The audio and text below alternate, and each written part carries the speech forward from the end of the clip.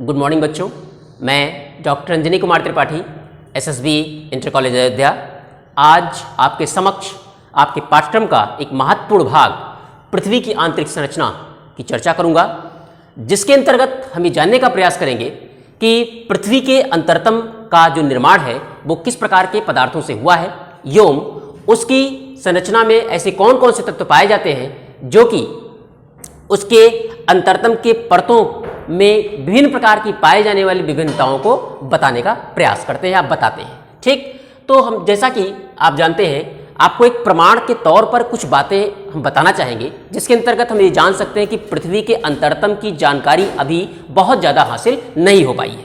For example के तौर पर दक्षिण अफ्रीका में जो स्थलीय खदान है वो अभी तक केवल 4 किलोमीटर की गहराई तक ही खोदी जा सकी है, जबकि जो तेल की खदान है वो केवल 6 किलोमीटर की गहराई तक ही खोदी गई है। तो इसका मतलब कि पृथ्वी के अत्यधिक गहराई में कुछ ऐसा भाग जरूर है जहां पर हमारे जो विभिन्न प्रकार के कह सकते हैं जो वैज्ञानिक यंत्र है वो काम नहीं कर पा रहे हैं, वो पिघल जा रहे हैं, या कुछ अन्य कारण हैं जिनकी वजह से हम पृथ्वी के अंतरतम की अत्यधिक जानकारी हासिल नहीं कर पा रहे हैं, या कह सकते हैं कि अपने लिए उपयुक्त जानकारी हासिल नहीं कर पा रहे हैं। ठीक, तो आइए अब चर्चा करते हैं कि ऐसे कौन कौन से साक्ष्य हैं जिनके आधार पर हम पृथ्वी के अंतरतम की जानकारी को प्राप्त कर सकते हैं। तो सबसे पहली चीज ध्यान रखिए, यहां लिखा गया है पृथ्वी के अभ्यंतर की जानकारी देने वाले स्रोत। तो अभ्यंतर की जानकारी देने वाले स्रोतों में सबसे पहला है अप्राकृतिक स्रोत, दूसरा है पृथ्वी की उत्पत्ति से संबंधित सिद्धांतों के साक्ष्य, और अगला है प्राकृतिक स्रोत। तो इसमें सबसे पहले हम अप्राकृतिक स्रोत की चर्चा करेंगे, तो जिसमें सबसे पहला है घनत्व। जैसा कि पृथ्वी के क्रस्ट के बारे में जानकारी वैज्ञानिकों के द्वारा दी जाती है कि इसका जो घनत्व है वो 2.7 है। पृथ्वी क्रस्ट का अर्थात पृथ्वी के ऊपरी भाग का जो घनत्व है वो 2.7 है, जबकि इसका औसत घनत्व वो है क्या 5.5। तो उसी औसत घनत्व के अनुमान के आधार पर हम पृथ्वी के अंतरतम का घनत्व 11 पॉइंट से ज्यादा बताते हैं, 11 ग्राम पर सेंटीमीटर क्यूब से ज्यादा बताते हैं कि वो जो ग्राम पर सेंटीमीटर क्यूब है वो क्या है, घनत्व की इकाई है। तो वो चूंकि औसत 5.5 है तो निश्चित रूप से अभ्यंतर का घनत्व ज्यादा होगा। क्लियर? तो पृथ्वी के घनत्व में भिन्नता के आधार पर निश्चित रूप से ये बात तो प्रमाणित होती है कि पृथ्वी का घनत्व हर जगह एक समान नहीं है, तो पृथ्वी की संरचना, आंतरिक संरचना भी हर जगह एक समान नहीं है। ठीक, अब हम बात करते हैं दबाव की। तो जैसे जैसे हम पृथ्वी से नीचे जाते हैं अर्थात धरातल से नीचे की तरफ जाते हैं तो ऊपरी परतों के पदार्थों के भार के कारण दबाव बढ़ता जाता है। तो इसका मतलब कि घनत्व और दबाव में एक सीधा संबंध पाया जाता है। क्लियर? लेकिन आधुनिक सर्वेक्षण या भूगर्भिक तथ्य ये बताते हैं कि पृथ्वी के अंतरतम में हर जगह जो दबाव है वो समान नहीं है, और एक बात, एक निश्चित सीमा पे जाने के बाद दबाव निष्प्रभावी हो जाता है, अर्थात वहां दबाव काम नहीं करता। तो इसका मतलब कि एक निश्चित सीमा के बाद पृथ्वी के आंतरिक भाग की संरचना में एक अलग प्रकार का कोई न कोई तत्व पाया जाता है, जिसकी वजह से, या उसकी संरचना इस प्रकार की है जिसकी वजह से हमें ये बात मालूम पड़ती है कि पृथ्वी का जो दबाव है वो हर जगह एक समान नहीं है। इतनी बातें क्लियर? अब चर्चा करते हैं हम तापमान की। तो तापमान आप जानते हैं कि प्रति 32 मीटर की गहराई पर जाने पर, प्रति 32 मीटर की धरातल से जब हम 32 किलोमीटर की गहराई पर नीचे जाएंगे तो 1 डिग्री सेंटीग्रेड तापमान कम हो जाता है। ठीक, लेकिन यह तापमान एक समान दर से नहीं बढ़ता है। सॉरी, अभी हमने कहा कम नहीं, प्रति 32 मीटर की गहराई पर जैसे जैसे हम जाते हैं धरातल से 1 डिग्री सेंटीग्रेड तापमान में वृद्धि दर्ज होती है। ठीक, याद रखिएगा, कमी नहीं होती है। प्रति 32 मीटर की गहराई पर जाने पर 1 डिग्री सेंटीग्रेड तापमान की वृद्धि होती है। तो लेकिन यह वृद्धि सर्वत्र एक समान नहीं है। ऐसे प्रमाण मिले हैं कि पृथ्वी का जो ऊपरी भाग है उसमें रेडियो सक्रिय पदार्थों की, मतलब ये जो क्रस्ट वाला हिस्सा है इस पर रेडियो सक्रिय पदार्थों की मात्रा ज्यादा है, तो निश्चित रूप से ऊपरी भाग पर ऊष्मा का जनन ज्यादा हो रहा है। ठीक, इस तापमान के आधार पर कि किस किस गहराई तक लगभग तापमान कितना ज्यादा होगा, कुछ कैटेगराइजेशन किया गया है, जिसमें 100 किलोमीटर की गहराई तक तापमान 1100 डिग्री सेंटीग्रेड माना जाता है, जबकि 400 से 500 किलोमीटर की गहराई के मध्य यह तापमान 1500 डिग्री सेंटीग्रेड से 1900 डिग्री सेंटीग्रेड के आसपास बताया जाता है। और अगर हम 2900 किलोमीटर की गहराई की बात करें तो वहां 3700 डिग्री सेंटीग्रेड है। और अगर आंतरिक भाग की ओर 5100 किलोमीटर तक जाएं तो यह तापमान लगभग 4300 डिग्री सेंटीग्रेड हो जाता है। तो इस प्रकार से आपने देखा होगा कि जैसे जैसे हम गहराई की तरफ बढ़ते जा रहे हैं, अर्थात पृथ्वी के आंतरिक हिस्से की तरफ बढ़ते जा रहे हैं, तापमान की मात्रा बहुत अधिक होती जा रही है। तो निश्चित रूप से इतनी अधिक गहराई पर और इतने अधिक तापमान पर हम किसी विशेष प्रकार की तकनीक को अगर छोड़ दें तो निश्चित रूप से हम एक सामान्य तरीके से, या कह सकते हैं कि आज जो भी वैज्ञानिक साक्ष्य अवेलेबल है, जो वैज्ञानिक तकनीकी अवेलेबल है, उसके हिसाब से हम पृथ्वी के अंतरतम की बहुत अधिक जानकारी हासिल नहीं कर सकते हैं। इतनी बातें क्लियर? ठीक, अब हम चर्चा करते हैं पृथ्वी की उत्पत्ति से संबंधित सिद्धांतों के साक्ष्य की। तो पृथ्वी के उत्पत्ति से संबंधित जो सिद्धांत हैं, जैसे ग्रहाणु परिकल्पना, तो ग्रहाणु परिकल्पना ये मानती है कि जो ग्रहाणु थे वो ठोस आकार के थे, तो उनके आपस में संलयन से हुआ है, अर्थात वो ठोस हो गए ग्रहाणु आपस में मिलकर, तब पृथ्वी और अन्य ग्रहों का निर्माण हुआ। तो निश्चित रूप से पृथ्वी को कैसा होना चाहिए? पृथ्वी को ठोस होना चाहिए, जबकि ऐसा सर्वत्र नहीं है। अगर हम वायव्य निहारिका परिकल्पना की बात करें तो पृथ्वी को गैसीय अवस्था में होना चाहिए, ऐसा भी नहीं है। ठीक, उसी तरह से हम निहारिका परिकल्पना की बात करें तो तरल अवस्था में होना चाहिए, जबकि ऐसा भी हर जगह नहीं पाया था। तरल तो है कहीं न कहीं पृथ्वी, लेकिन सर्वत्र वो तरल नहीं है। तो इस प्रकार से जो पृथ्वी के उत्पत्ति से संबंधित सिद्धांत हैं, ये भी पृथ्वी के अंतरतम की सही जानकारी अवेलेबल नहीं करा पाते हैं। अब हम बात करते हैं प्राकृतिक स्रोतों की। तो प्राकृतिक स्रोत के अंतर्गत ज्वालामुखी एक महत्वपूर्ण बिंदु है।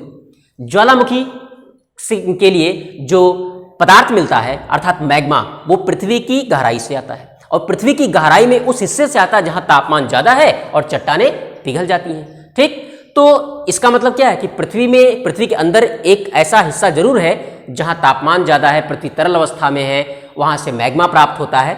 ठीक, लेकिन जो वर्तमान वैज्ञानिक तथ्य हैं वो ये बताते हैं कि पूरी पृथ्वी तरल अवस्था में नहीं है। चट्टानें जो पिघल रही हैं, जो तरल अवस्था में है, उसका कारण क्या है कि भूगर्भीय हलचलों के दौरान चट्टानों पर से दबाव कम हो जाता है। जब भूगर्भीय हलचलें होती हैं तो उसमें चट्टानों पर जो दबाव रिलीज हो जाता है तो चट्टानें पिघल जाती हैं। क्लियर? तो इस प्रकार से ज्वालामुखी से संबंधित जो साक्ष्य, जो स्रोत हैं, वो बहुत हद तक तो नहीं, लेकिन कुछ हद तक पृथ्वी के एक तरलावस्था के बारे में जानकारी प्रदान करते हैं। अगला, भूकंप विज्ञान। वर्तमान में भूकंप विज्ञान को सबसे प्रमाणिक साक्ष्य के तौर पर माना जाता है। जहां से भूकंप की उत्पत्ति होती है उसको हम भूकंप केंद्र कहते हैं, एपिसेंटर कहते हैं। यहीं पर सबसे पहले पी वेव्स पहुंचती है और भूकंप के दौरान 3 प्रकार की लहरें चलती हैं, पी वेव्स, एस वेव्स और एल वेव्स। पी वेव को हम प्राइमरी वेव्स कहते हैं, एस को सेकेंडरी वेव्स कहते हैं और एल को लैटरल वेव्स कहते हैं। पी वेव्स की जो गति ये सबसे वेगवान लहरें होती हैं। पी वेव सबसे वेगवान लहरें होती हैं और ये ठोस भाग में अत्यधिक तीव्र गति से, जो कि द्रव भाग में धीमी गति से चलती हैं। तो इससे एक बात हम समझ सकते हैं कि जहां पर ये तेज चलेगी पृथ्वी के भाग में वो ठोस होगा, जहां धीमी चलेंगी वो तरल होगा। तो ये तो काफी हद तक इस समस्या को सुलझाने का प्रयास तो कर ही सकता है या सुलझा सकता है। दूसरा, एस वेव्स। एस वेव्स, इसकी प्रकृति प्रकाश तरंगों की भांति होती है। ये करती क्या है? ये जहां द्रव भाग होता है वहां लुप्त हो जाती है और ठोस में इसकी गति धीमी होती है। तो ये भी अपनी गति के आधार पर पृथ्वी के अंतरतम की जानकारी दे सकते हैं। ठीक, अब बात करते हैं एल वेव्स की। तो एल वेव, इसको हम धरातलीय लहर कहते हैं। ये बहुत खतरनाक होती हैं, गति तो बहुत ज्यादा नहीं होती, लेकिन ये पृथ्वी के धरातल के समीप चलती हैं, क्रस्ट के समीप चलती हैं, इसलिए ये अधिक खतरनाक हो जाती हैं। तो इन लहरों के आधार पर हम पृथ्वी के अंतरतम की जानकारी काफी हद तक हासिल कर सकते हैं। अब आप देख रहे होंगे एक फिगर बना हुआ है, यहां लिखा हुआ है कि पी तथा एस लहरों का भ्रमण पथ। ठीक, तो भूकंप विज्ञान के साक्ष्य के आधार पर, इन लहरों की गति के आधार पर, ठीक, हम ये जानते हैं कि जो पृथ्वी के अंदर जो ये भूकंपीय तरंगे हैं, जो पी एस एल वेव्स हैं, खासकर पी और एस वेव्स, ये सीधे नहीं चलती, ये वक्राकार पथ का अनुसरण करती है।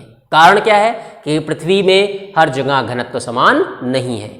तो पृथ्वी में हर जगह घनत्व समान नहीं है, अर्थात उनकी जो पदार्थों की संरचना वो एक समान नहीं है। इसकी वजह से ये लहरें सीधी ना होकर वक्राकार पथ का अनुसरण करती हैं। इतनी बातें क्लियर? और एस लहर तो 2900 किलोमीटर की गहराई के बाद गायब हो जाती है। 2900 किलोमीटर गहराई पर वो पूरी तरह गायब हो जाती है। तो इसके मतलब 2900 किलोमीटर का जो हिस्सा है जो किसके अंतर्गत आता है, जो मेंटल के अंतर्गत आता है, तो कोर और मेंटल के बीच का जो हिस्सा है, अर्थात ये कह सकते हैं हम कि जो आंतरिक भाग है, आंतरिक कोर है, आंतरिक कोर के ऊपर का हिस्सा वो कैसा होगा, वो तरल अवस्था में होना चाहिए। ठीक, तो इनके और एक बात, जो पी तथा एस लहरें हैं, ये जब कोर के, ये क्रोड वाला हिस्सा, क्या है, क्रोड है, ये क्या है, क्रोड, क्रोड के पास, क्रोड के हिस्से पर पी तथा एस लहरें वक्राकार होकर सतह की तरफ अवतल हो जाती हैं। क्रोड के पास पी तथा एस लहरें वक्राकार होकर सतह की ओर अवतल हो जाती है।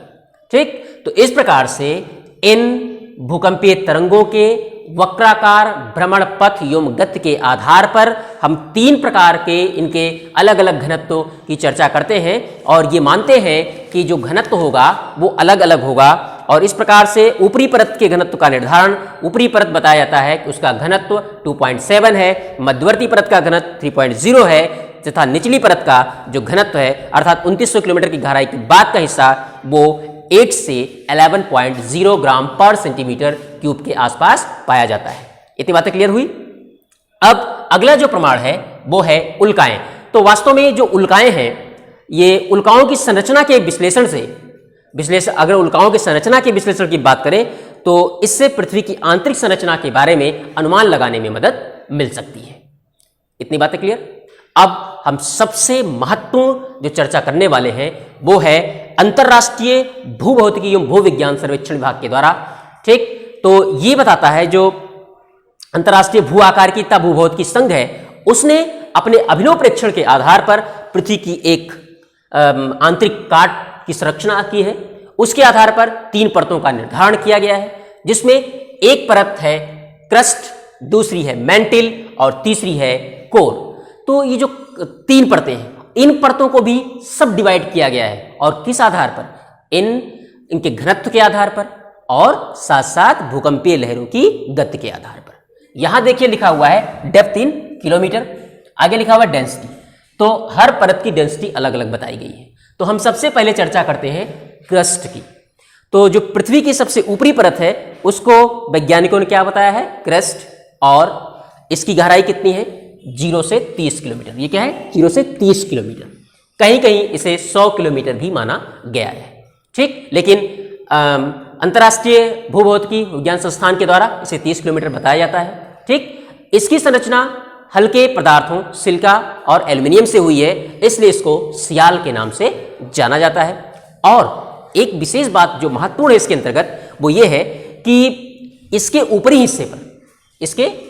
हिस्से पर यहां पर जो पी लहरों की गति है वो 6.1 किलोमीटर पर सेकंड है। वो कितना है, 6.1 किलोमीटर पर सेकंड है। लेकिन जैसे हम निचली क्रस्ट पर आते हैं यहां पर इसकी गति बढ़कर 6.9 किलोमीटर प्रति सेकंड हो जाती है। कितनी हो जाती है, 6.9 किलोमीटर पर सेकंड, और घनत्व भी यहां बढ़ जाता है।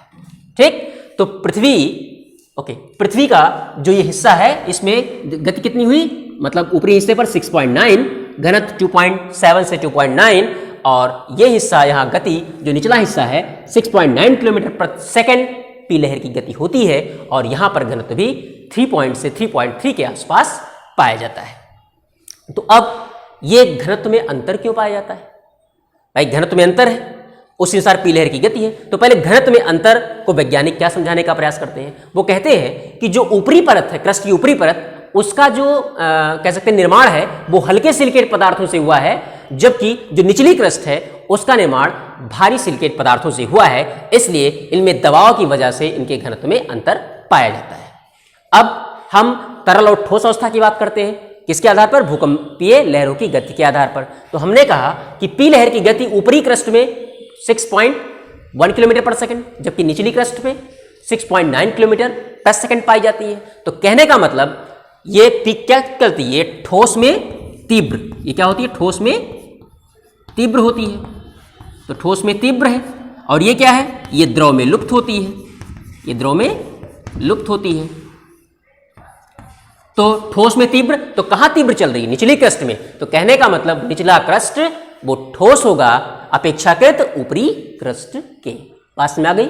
अब इस घनत्व में अंतर को सबसे पहले कोनराड महोदय ने समझा था, इसलिए उनके नाम पर ऊपरी क्रस्ट और निचली क्रस्ट के मध्य का जो घनत्व में जो अंतर है उसको हम कोनराड असंबद्धता के नाम से जानते हैं। बातें क्लियर? अब चर्चा करते हैं मैंटल की। ठीक है, तो मैंटल का विस्तार 30 किलोमीटर से 2900 किलोमीटर की गहराई तक पाया जाता है। कहां से? 30 किलोमीटर से 2900 किलोमीटर की गहराई तक पाया जाता है। इसमें ध्यान देने वाली बात है कि यहां देखिए अपर मेंटिल, लोअर मेंटिल, फिर एक डिवीजन लाइन की गई है। ठीक, तो 30 से जो 700 किलोमीटर वाला हिस्सा है जो अपर मेंटिल के अंतर्गत आता है। ठीक, इसका ये और या कह सकते हैं पूरा 30 से 2900 किलोमीटर तक का जो हिस्सा है ये सिलिका और मैग्नीशियम से मिलकर बना है, इसलिए वैज्ञानिक इसको संक्षिप्त रूप में सीमा का नाम देते हैं। ठीक, क्या कहा जाता है? सीमा कहा जाता है, सिलिका प्लस मैग्नीशियम। अब इसमें देखना क्या है कि जो 30 से कह सकते हैं जो 30 से पूरा ये 200 हिस्सा ये अपर मेंटल का विशेष भाग है। जब हम 100 से 200 किलोमीटर की गहराई पर पहुंचते हैं, कहां पर? 100 से 200 किलोमीटर की गहराई पर पहुंचते हैं तो यहां पर एकाएक पी लहरों की गति कम हो जाती है, जबकि ये निचला क्रस्ट है और ये वाला हिस्सा मतलब निचले 30 से 100 किलोमीटर 30 से 100 किलोमीटर के हिस्से पर पी लहर की गति अचानक 6.9 से बढ़कर 7.9 और फिर 8.1 किलोमीटर पर सेकंड हो जाती है। कहाँ? निचले क्रस्ट पर। ध्यान रखना है कि निचले क्रस्ट पर 30 से 100 किलोमीटर की गहराई के मध्य पी लहर की गति अचानक बढ़कर 6.9 किलोमीटर पर सेकंड से बढ़कर 7.9 किलोमीटर पर सेकंड और उससे भी अधिक बढ़कर 8.1 किलोमीटर पर सेकंड हो जाती है। तो निश्चित रूप से निचली क्रस्ट से जो ऊपरी मेंटल का 30 से 100 किलोमीटर का भाग है वो अत्यधिक ठोस अवस्था में है। ये बात पी लहर की गति प्रमाणित करती है। अब बात करते हैं हम उसके बाद के भाग की। तो 100 से 200, अब देखिए मेंटल के ही दो हिस्से में अंतर है। 30 से 100 किलोमीटर का हिस्सा अत्यधिक ठोस। अब देखिए 100 से जो 200 किलोमीटर का हिस्सा है उसमें एकाएक पी लहर की गति कम कहां होगी? द्रव में कम। तो निश्चित रूप से 100 से 200 किलोमीटर का हिस्सा कैसा है? वो द्रवित है और इस हिस्से को जोन ऑफ लो वेलोसिटी, निम्न गति का मंडल कहा जाता है। अर्थात यहां चट्टानें पिघली अवस्था में पाई जाती हैं तो निश्चित रूप से ये मैग्मा भंडार होगा जहां से ज्वालामुखी को उद्भेदन के लिए मैग्मा प्राप्त होता है। बातें क्लियर? अब इसमें अंतर पाया गया। अब देखिए घनत्व की बात करते हैं, ये तो पी लहर की बात हो गई। अब घनत्व देखते हैं, निचली क्रस्ट का घनत्व 3.3, ठीक, और ऊपरी मेंटल का 4.3। तो निचली क्रस्ट और ऊपरी मेंटल में जो घनत्व में अंतर पाया गया इसको मोहरोविक महोदय ने बताया था, इसलिए इसको मोह असंबद्धता के नाम से जाना जाता है। इसलिए मोह असंबद्धता के नाम से जाना जाता है। क्लियर? अब हम बात करते हैं आगे लोअर मेंटल और आउटर कोर की। तो लोअर मेंटल का घनत्व 5.5 और फिर कोर का घनत्व 10.0। अर्थात ऊपरी मेंटल से जब हम आउटर कोर की तरफ जाते हैं तो फिर घनत्व में भिन्नता प्राप्त होती है। लेकिन उसके पहले जो सबसे महत्वपूर्ण भाग है मेंटल के संदर्भ में वो ये जानना है, जरूरी है कि पृथ्वी के समस्त आयतन का ये कितना हिस्सा कवर करता है। पृथ्वी के समस्त आयतन का ये कुल 83% हिस्सा कवर करता है, जबकि द्रव्यमान का 68%। याद रखना, द्रव्यमान का 68%, जबकि ऊपरी हिस्से जबकि आयतन का 83% हिस्सा ये कवर करता है। इतनी बातें क्लियर? अब हम बात करते हैं कोर की। तो आउटर कोर और लोअर मेंटल के मध्य में जो घनत्व में अंतर पाया जाता है उसको सबसे पहले गुटेनबर्ग महोदय ने देखा था, इसलिए उसको गुटेनबर्ग असंबद्धता के नाम से जाना जाता है। क्लियर? अब यहां पर पी लहरों की गति की चर्चा तो कर ही दी गई। तो 7.9 से 8.1 किलोमीटर ये पूरे क्षेत्र में गति कर रही है। तो इस प्रकार से हम इसको क्या मानते हैं? ये मानते हैं कि ये एक हिस्सा 100 से 200 किलोमीटर का, इसमें क्या था? वो निम्न गति का मंडल था, जबकि बाकी एक सामान्य अवस्था का था। तो लगभग मेंटल का केवल 100 से 200 किलोमीटर का हिस्सा वो क्या माना गया? तरल माना गया और बाकी ठोस माना गया। ठीक, अब हम बात करते हैं सबसे अंतिम हिस्से इनर कोर की। ठीक, तो मिलाकर कोर की। तो कोर का निर्माण हुआ है किससे? याद रखिएगा, निकल और फेरियम अर्थात लोहे से। तो पृथ्वी के कोर का निर्माण या अंतरतम का निर्माण वो किससे हुआ है? वो निकल और लोहे से हुआ है और इसी वजह से पृथ्वी में चुंबकत्व भी पाया जाता है। ये बात प्रमाणित होती है। अब इसमें एक चीज ध्यान देने वाली जो सबसे महत्वपूर्ण बात है, यहां भी घनत्व में अंतर। आप देखिए यहां पर आउटर कोर की सीमा पर 10, फिर इनर कोर की सीमा पर 12.3 और आगे जाने पर 13.3 और यहां तक जाएंगे तो 13.6। तो 2900 किलोमीटर से लेकर 6371 किलोमीटर तक का जो पूरा भाग है वो कोर के नाम से जाना जाता है। इसमें से 2900 से 51 से 150 किलोमीटर का जो हिस्सा है उसको हम आउटर कोर के नाम से जानते हैं। और यहां पर जो इसका जो अगर भाग है, अगर हम देखें तो ये पृथ्वी के आयतन का 16%, ये पृथ्वी के आयतन का कोर क्या है? 16% है और द्रव्यमान का 32% हिस्सा कवर किए हुए है। क्लियर? Outer core. अब आउटर कोर की जो सबसे महत्वपूर्ण बात है, यहां पर 2900 किलोमीटर से 5150 किलोमीटर के मध्य का जो भाग है, इसमें भूकंपीय एस लहरें प्रवेश नहीं कर पाती। एस का प्रवेश ना करने का मतलब वो भाग कैसा होगा? ये द्रव में गायब है ना, द्रवित होगा। तो ये द्रवित या प्लास्टिक अवस्था में ये आउटर कोर माना जाता है। इतनी बातें क्लियर? अब इनर कोर की बात करते हैं। यहां पर तो घनत्व और बढ़ गया। यहां पर पी लहर की गति बहुत तीव्र, यहां पर पी लहर की गति बहुत तीव्र, तो पी लहर अगर बहुत तीव्र है तो एस भी चलेगी, ये गारंटी है। ठीक, तो पी और एस दोनों, अर्थात ये ठोस भाग है। ठीक, लेकिन ये घनत्व में अंतर है, तो इस घनत्व को सबसे अधिक, अर्थात आउटर कोर और इनर कोर के घनत्व में अंतर जिस वैज्ञानिक ने देखा था उसका नाम था लेहमैन, इसलिए इसको लेहमैन डिसकंटिन्यूटी के नाम से जाना जाता है। किस नाम से? लेहमैन डिसकंटिन्यूटी के नाम से जाना जाता है। यहां पर जो घनत्व है वो 11 पॉइंट से ज्यादा घनत्व पाया जाता है ग्राम पर सेंटीमीटर क्यूब से, 11.0 ग्राम पर सेंटीमीटर क्यूब से ज्यादा घनत्व पाया जाता है। और यहां पर जो पी लहर की गति है वो भी काफी अधिक हो जाती है। घनत्व धीरे धीरे बढ़ते बढ़ते 13.6 ग्राम पर सेंटीमीटर क्यूब हो जाता है और पी लहर की गति 12.3 किलोमीटर पर सेकेंड हो जाती है। तो बच्चों, इस प्रकार से अगर देखें तो जिस तरह से अंतर्राष्ट्रीय भूभौतिकी एवं भूवैज्ञानिक संस्थान ने पूरी बात को देखा है, पूरी बात को समझाया है, उस आधार पर पृथ्वी की आंतरिक संरचना के बारे में हमें लगभग बहुत सी बातें कंफर्म होती हैं, बहुत सी बातों को हम अच्छे से समझ सकते हैं। और ये पृथ्वी के आंतरिक भाग के स्वभाव के बारे में और साथ साथ उसमें पी लहरों की गति के आधार पर तो बातों को बहुत अच्छे से प्रमाणित करने का ये प्रयास करते हैं कि कौन सा भाग ठोस है, कौन सा भाग तरल है। तो निश्चित रूप से इस हिस्से से हम पूरी तरह से लगभग आज तक जो वैज्ञानिक साक्ष्य अवेलेबल हैं उन साक्ष्यों के आधार पर हम पृथ्वी की आंतरिक संरचना को अच्छे से समझ सकते हैं। तो उम्मीद करते हैं कि आपको यह खंड समझ में आया होगा। अब आप इसको अच्छे से एक बार रिवाइज कर लेंगे तो निश्चित रूप से ये आपके लिए ग्राह्य होगा और आपके लिए भविष्य में भी काफ़ी महत्वपूर्ण या लाभदायक सिद्ध होगा। Thank you class.